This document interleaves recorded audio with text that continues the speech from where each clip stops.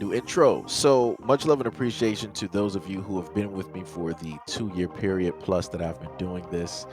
Thank you for showing your love and support to the channel. And to anybody else who is brand new to the platform and you would like to support the channel, also, you can do it by way of Patreon, Anchor, the clothing store, and also the shoe shop that is listed in the comment description below. And again, thank you to any and all of you guys who have been here to support this channel during the 2+ year period. I wouldn't be able to do what I do every single day without you.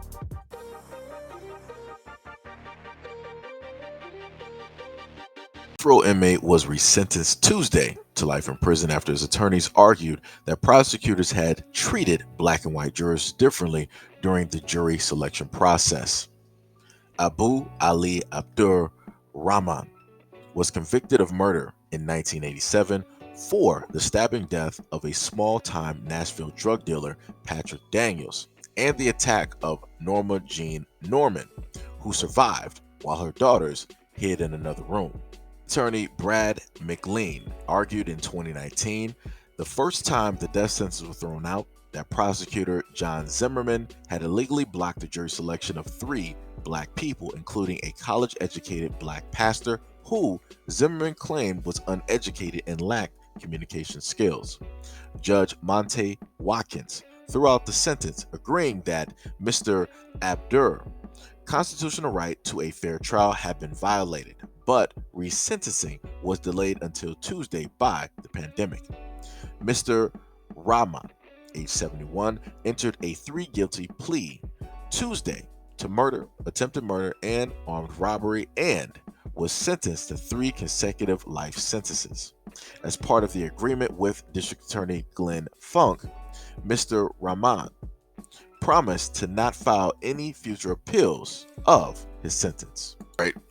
At the end of the day, like I said, he did exactly what he did, but the one thing that came directly out of it, which is, I guess, which is what he wanted, which is not to be on death row, and he just wanted to live out his sentencing and, just be there, right? Instead of just, all right, you got this certain amount of time, your time is now coming up, you're next in line to, either get the chair or to get the, what is it, the lethal injection or what have you, however they decide to, sit up there and do it in that state. Like I said, whenever it comes to the jury process and it deals with black people that may or may not have committed a crime, or it is presumed, right, with whatever evidence that they have or loose evidence that they have, that they committed this crime, they will always decide to stack the jury, right, against, right, the black person that is standing trial. They will never, try to put it in favor of that juror. Why? Because they want to make sure that that person, aka that black man, is going to spend the rest of his life, or that he is going to, get the death sentence, or however they decide to sit up there and do it. The one thing that they don't want to happen is for him to be a part of the general population, and for him to spend enough time there, right, to educate himself on the law, and also have a chance to potentially either gain parole or to have the sentencing completely thrown out. This is what you, in a sense, heard in reference to his lawyer speaking on the fact that a college educated black man who would have been a potential juror was stated by the opposition that he could not properly communicate and articulate himself, and that he was not educated enough to, communicate his opinions on what is going on when it deals with the trial itself. So, like I said, it is what it is. I'm taking it that he got exactly what he wanted, which is to get directly off death row, which he has. I think they gave him, let me go back here real quick. They stated that Mr. Rahman age 71, entered 3 guilty pleas Tuesday to murder, attempted murder, and armed robbery, and was sentenced to 3 consecutive life sentencing.